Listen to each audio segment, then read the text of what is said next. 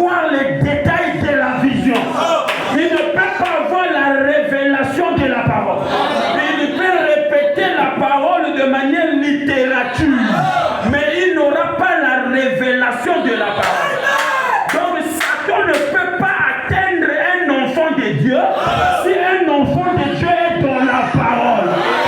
Que 1000 tombent à gauche, 10 000 à droite, toi tu ne serais pas atteint.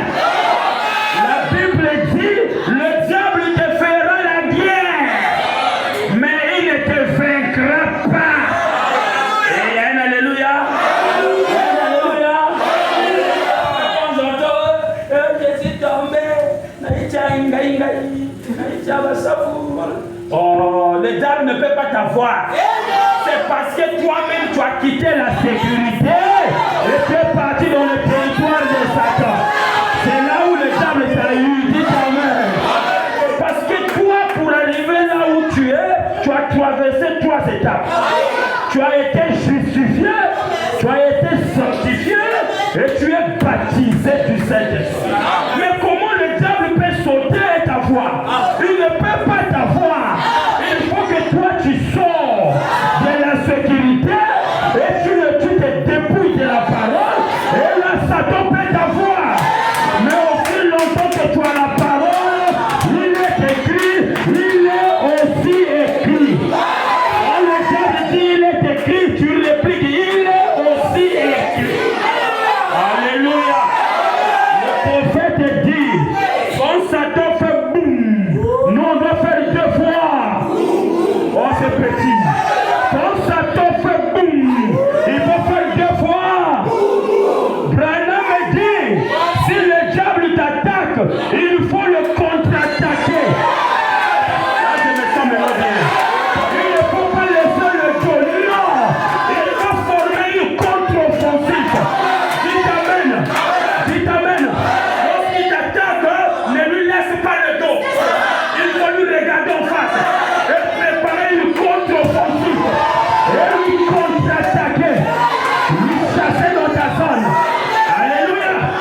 Quelqu'un pouvait dire, oh papa, pendant que tu prêches, Satan me parle de ma vie passée. Non, ta vie passée est dans le son de l'agneau. Lorsque Satan te parle de ta vie passée, il faut lui parler de son futur.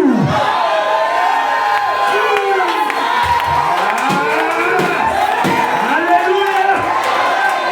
Satan a un mauvais futur. Dis à Satan, il est écrit, tu seras brûlé en enfer pendant 1000 ans, lié. Quand tu me parles de ma vie passée, je l'ai donné à Jésus. Et le sang de Jésus a lavé mes péchés. Maintenant, je suis un nouveau candidat. Un homme maintenant propre. Mais moi, je connais ton futur. Oh frère, la force est dans le secret. La force est dans le secret. Nous, quand on grandissait, si me seulement dès que ton frère va dire, vous que fondez la papa. Voilà. Tu trompes. Tu connais comment est papa. Voilà. Maintenant, toi aussi, si tu as un secret, moi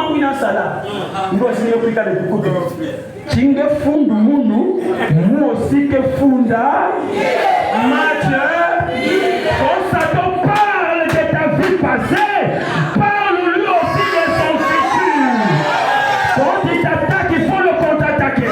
Quand il t'amène, Satan ne pouvait pas recevoir le Saint-Esprit. Il a été baptisé. Il a prêché la parole. C'est un esprit. Mais il ne pouvait pas recevoir le Saint-Esprit. C'est impossible, sinon il devait être sauvé. Comme le diable ne pouvait pas être sauvé, la folie a été découverte. L'esprit là a été démasqué. Les faux soins, on se donne de la fin. Peu importe les miracles et les prodiges qu'ils feront, ils seront démasqués par le Seigneur Jésus-Christ. Le Dieu du prophète William Branham. Le Dieu du pasteur Vijay Mukisa, le Dieu de mon frère, le Dieu de ma soeur, le Seigneur Jésus-Christ, le roi des rois, le conseiller, le prince de paix, le Dieu tout-puissant. Il est l'étoile brillante du matin, le rejeton de David, la parole fait du ciel, El Shaddai, Adonai, Jehovah Jireh, Jehovah Rapha, Jehovah Nissi, Alpha et Omega, Elohim. C'est lui le Logos. Il va toujours démasquer le plan de Satan. Même si l'esprit antichrist séduira le monde, mais sauf les élus du temps de la fin qui ont reçu le messager du temps de la fin. Voilà pourquoi j'ai dit le vendredi pendant la prédication, j'ai dit, même dans le message, l'esprit en question est rentré. Il commence à mêler des gens à adorer Frère Branham. C'est l'esprit du diable, l'esprit religion qui commence à mener des gens à adorer le prophète. Mais je vous dis, cette malédiction-là ne peut pas atteindre les élus. Les élus connaissent Dieu qu'on adore. Le Dieu qu'on adore, c'est le Seigneur Jésus. Branham, c'est son prophète. Il y a un amen. Si j'ai besoin de l'eau, on me donne l'eau dans la bouteille. Je peux avaler l'eau. Parce que l'eau, c'est la parole. L'eau, c'est Jésus. Mais je ne peux pas avaler la bouteille. Sinon, il faut l'opération. Et si tu adores Branham, il faut qu'on te perde. Alléluia. L'antichrist sera démasqué. Aujourd'hui, beaucoup de pasteurs du message sont tombés dans ces erreurs-là. Tu vas commencer à leur entendre. Branham, c'est le chemin, la vérité et la vie. Moi, j'ai dit c'est faux. Jésus-Christ, c'est le chemin, la vérité et la vie. Branham est un prophète. Est-ce qu'il y a un amen là-bas? Il y a un amen là-bas? Alors, on a vu un bandit qu'on appelle le fou de Branham.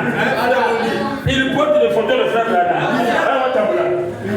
Le fou de Branham, ouais. Non, ma photo. Mais moi, je voulais te dire, en Israël, lorsqu'il y avait des conflits, il devait avoir des guerres. Alors, Israël faisait comment? S'il était attaqué à l'intérieur, il prenait tous les lépreux, les gens qui souffraient de la lèpre. Or, vous savez que la lèpre, c'est une malédiction.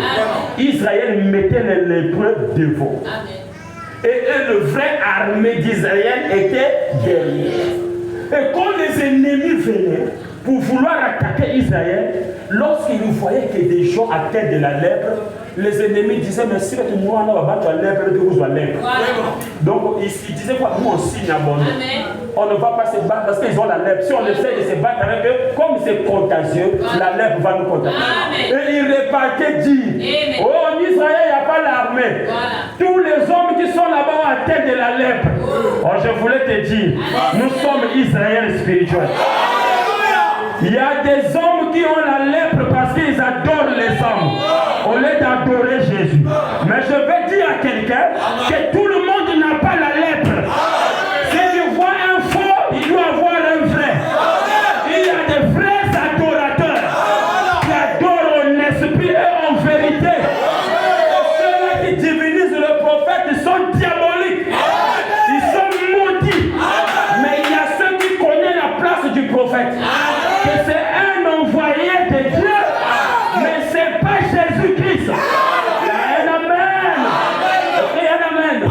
C'est là où j'avais dit le vendredi que ce jour-là, quand je verrai le frère Branham, je l'embrasserai. Tu sais pourquoi je l'embrasse? C'est parce que c'est un précieux frère. Je dis notre précieux frère. C'est quelqu'un qui a de la valeur. Frère Branham, j'étais un lascar dans les assemblées. Je me promenais en cinglé, un bon lascar. Mais c'est lorsque je croisais le message. Le lascar m'a quitté. Je deviens un frère qui a le respect. Et ma famille le sait. Parce que les premiers témoins de notre conversion, c'est notre famille.